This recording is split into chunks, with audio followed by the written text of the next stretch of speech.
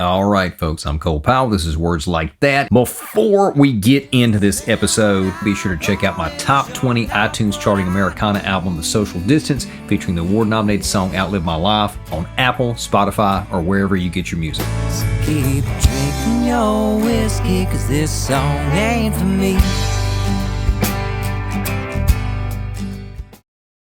So let's take a look at Toy Story 5, and I've got a lot of thoughts on the Toy Story franchise. Let's do it here, and again, I'm going to try to remember to kind of narrate what's going on for those that are watching on, or those who are listening to this on audio only. Let's go. Pixar, Toy Story 5. Okay, special delivery box inside of a UPS, FedEx, or something. Looks like we've got all of the Disney and Pixar screens. There's the packages inside the house. There's Rex. There's Slink, Forky, and Knifey, whatever that is. Summer 2026. Mr. Potato Head, okay, still here. Jessie. It's all like horrific. They got bad expressions on their face, covering their eyes. There's the aliens covering their eyes from the mouth. Thank you. Hi there, I'm Lily Pad. And it's a kid iPad, LeapPad tablet. And there's Woody and Buzz hugging each other, looking on in horror at this thing. Okay, effective teaser. Again, it's just a teaser. We don't have much to go on here. I right off the bat, what I'm getting from this teaser, I like. And going back to the original Toy Story trilogy, the first Toy Story when it came out, it was groundbreaking. It truly is one of the greatest films of all time. The last American Film Institute 100 Greatest Movies of All Time list that came out like in 2007, it made that list. I certainly think it deserves it. One of the first animated films, probably the first since Snow White, that deserves to be on the greatest films of all time list because it was so groundbreaking with the special effects, the 3D CGI first full-length feature, but not only the technical aspect, the script was so good and the concept was so good. It was so unique and different. The idea that toys are secretly alive and they go into a dormant state whenever humans are around. Absolutely genius. We'd never seen that in a film before that I know of, but certainly not one that had the cultural impact and was as giant of a hit as this was, and was used to usher in a new form of technology. Great film. The second Toy Story, first time I saw it, I wasn't impressed. Over the years on rewatches, it's gotten better, and I really think it's a really good film. Really good film. The third Toy Story, one of the greatest trilogy closers of all time. It effectively ended the franchise. They should not have made any more. Toy Story 4, I watched it. It was an exercise in, I don't know what, frivolity, maybe. It could have been a 30-minute special and would have been fine. And in fact, they did a few 30-minute specials that I really liked. They did this one where the toys are lost in a hotel. There's the shady hotel guy who's using a pet iguana to steal the toys and then sell on eBay. To steal the toys of kids that stay there at the hotel. I can't remember what the name of that. Toy Story of Terror is like a Halloween special, like a pseudo Halloween special. That was a really good special. There was another one they did with dinosaurs. I don't think I actually saw that one, or not all of it. But regardless, Toy Story 4 could have worked fine as a 30-minute special. As a full-length feature, not that good. Did not care for it at all. I did like that they brought Bo Peep back in. So now they say, okay, we're going to do 5. And my initial reaction is, why? Why are we doing this? Well, the obvious answer is, we talked about this in the Moana trailer, money. This is an established franchise. This is a bankable money maker.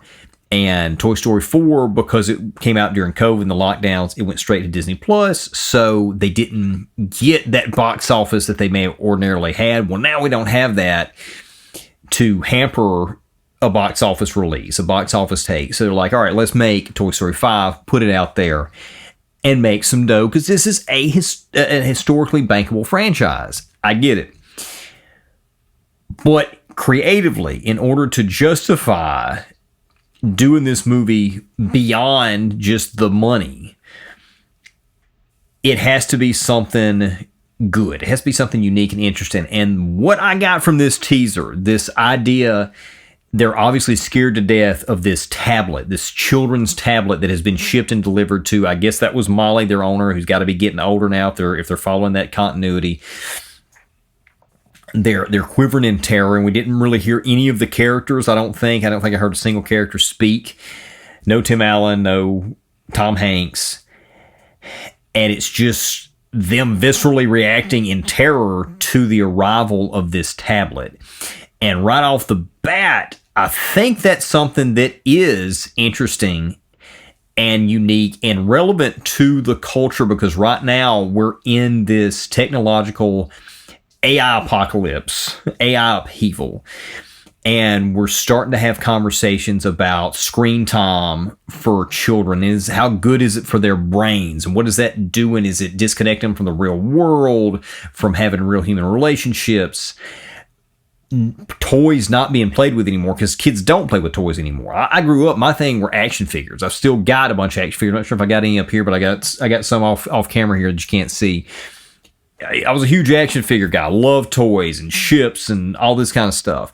Kids don't have that anymore. Kids are completely on screens. They're on video game systems. They're on tablets. They're watching streaming. They're on YouTube even.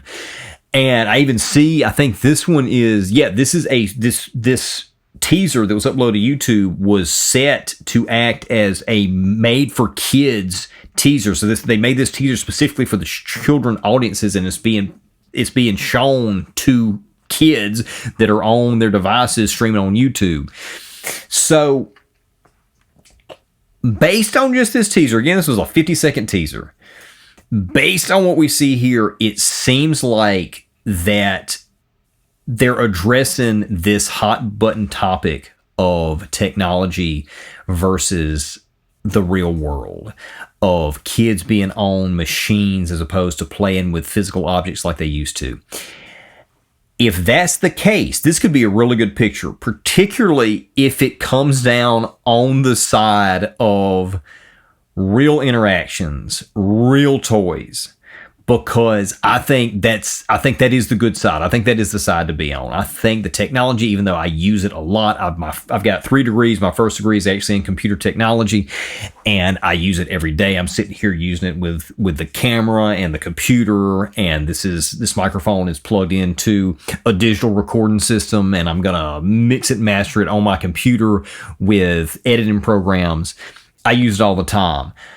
I don't know how good that is for me. In fact, I know some of the things I use aren't good for me. I know that getting on social media and scrolling through isn't good for me. I've experienced that, and I've gone through periods where I'm like, I'm not going to do it anymore, and I won't do it for a long time, and then it's like, okay, so I beat it. Let me get back on here, and then before I know it, I'm back doom scrolling, which I know is not good, and I'm like, I got to get off of this again. And kids are highly susceptible to this stuff. They're growing up with their hands on a device, their hands on a phone or a tablet. And I don't think it's good for their development. I think toys beat digital screens any day of the week. And my own kids, I got 5 kids, one of which isn't old enough to really be around any kind of screens, but the other 4 are. And we limit the use of screens. There is a no TV until afternoon policy. There is we watch a family movie together, not individually, everybody going off and doing their own things. The couple of middle kids have some kiddie tablets, but they haven't used them in a long time, and when they were using them, there was a timer on there specifically, you can only use this for like 20 minutes or 30 minutes a day, and then not at all. And my oldest daughter, of course, she has to use computer a lot for school, but that's, you use this for school and maybe some other things that are productive, certainly not social media, certainly not streaming. If that's what this movie's about, and if it comes down on the side of the toys, it could justify its existence. As we get a full trailer, I may try to do a full reaction of that either on the podcast like I'm doing here or on my YouTube channel as part of the reaction series, Random Reactions. And if it looks good, I may go see this with my kids when it comes out. I think this is coming out next year. And review it if I go see it. If it doesn't look that good, looks like it's going a different direction, or if it just doesn't look like it's produced that well, I may just wait to stream it, or I may even not check it out, because I felt like the fourth one was a giant waste of time. I am curious to see, in terms of narrative, Woody, the fourth one ended with Woody gone. Spoiler alert if you hadn't seen the fourth one. And now he's back with the toys. So I'm curious to see how they're going to work that in. Is it going to be contrived? Because 3 was like the end of the franchise. 4 was like the end of the franchise again. And now they've continued it, and they've still got Woody. Tom Hanks is back as Woody. Tim Allen's back as Buzz. I am curious to see how they're going to do that narratively. I have also read that Jessie is a big part, like it's her movie. And I'm not a big fan of Jessie. I liked her. She was the lead character in the Toy Story of Terror special that I mentioned earlier. That worked well, but that was a short. It was like a 22-minute short or whatever. I don't know if I like her well enough, or that she's a good enough character to be able to carry the lead role in the movie herself. I don't know. We'll have to see. But yeah, I'm at least intrigued by this, and we'll see how it goes. Hope you enjoyed that clip. If you did, consider supporting us on Patreon. Subscribe to YouTube if you hadn't already. And we'll see you soon. I never give up on my hopes and my dreams, but my mind and my body's about to give up on me.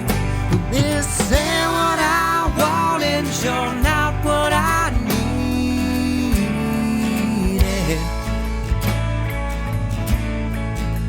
So keep drinking your whiskey, 'cause this song ain't for me.